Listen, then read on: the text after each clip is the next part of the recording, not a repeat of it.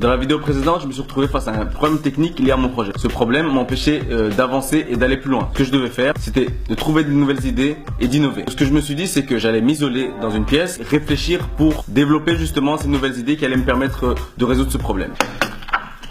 Alors, peut-être que... Ah, ok. Non, merde.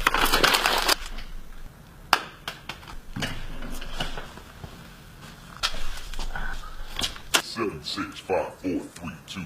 Oh, this you crazy mother.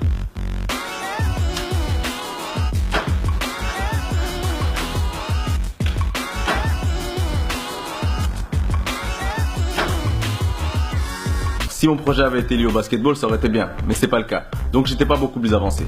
Alors ce que j'ai fait, c'est que je suis parti sur internet pour trouver des techniques qui allaient me permettre de devenir beaucoup plus créatif.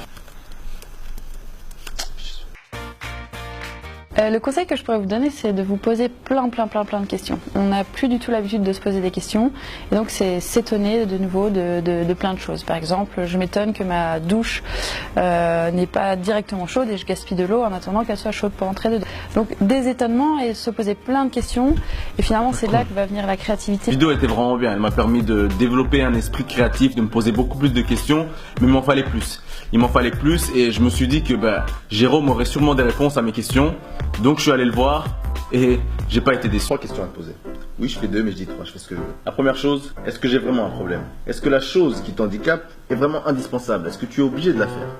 Ah, calme-toi. Deuxième chose, s'il y a vraiment un problème, est-ce que j'ai bien identifié mon problème? Si on n'a pas bien identifié son problème, c'est difficile de trouver une solution. Troisième chose, comment trouver une solution à son problème? C'est là que j'interviens.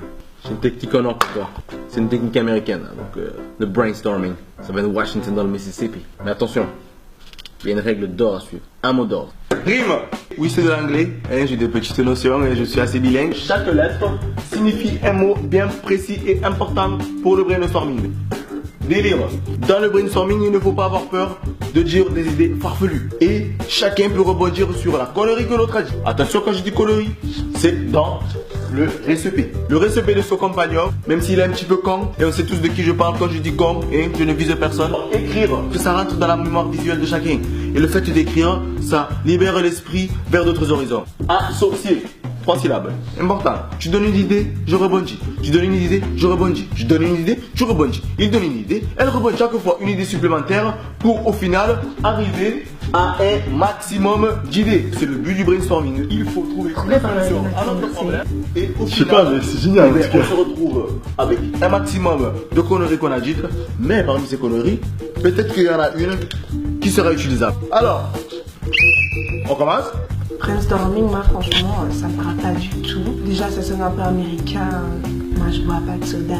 Je peux demander s'il vous plaît? Alors Sylvain, merci pour ton enthousiasme et on va rebondir juste après. Alors même si c'est américain, moi non plus je bois pas de soda. D'accord, on commence? C'est parti? Après cette séance de brainstorming un petit peu mouvementée comme vous l'avez vu, il y a beaucoup d'idées qui ont été partagées. Et parmi celles-ci, il y en a quelques-unes qui sont sorties qui pouvaient être potentiellement des solutions à mon problème. Mais pour le savoir, il fallait que je le valide chez une personne qui était expérimentée dans le domaine. Et c'est ce que je suis allé faire. Alors une fois que j'avais eu la validation de cette personne expérimentée, j'attendais plus qu'une chose, c'est de pouvoir faire un prototype de ce projet et le présenter aux gens. Mais ça fera l'objet de la prochaine vidéo. Bonjour à tous, je m'appelle Justine. Mon projet avec Alex, c'est Afrizi, c'est-à-dire un fast-food africain lié à la technologie. Dans le cadre du Start Me Up, le 4e challenge était lié à l'innovation. Ce qui a été facile pour nous dans ce challenge, c'est de repérer ce qui n'allait pas dans notre projet et enfin pouvoir recentrer nos priorités. Ce qui a été difficile pour nous, par contre, c'était de pouvoir se remettre en question, malgré qu'on avait cette idée depuis le début et qu'elle nous tenait à cœur. On devait se faire à l'idée qu'elle n'était pas spécialement la meilleure solution. Le conseil que je pourrais donner, c'est n'ayez pas peur de vous remettre en question. C'est pas parce que l'idée de base est modifiée qu'elle était forcément mauvaise. Oh là la compagnie, qu'est-ce qu'on fait quand on a regardé la vidéo? Il y a le petit bouton je like et le petit bouton je partage. Alors qu'est-ce que tu attends? Que je siffle faute? À la prochaine.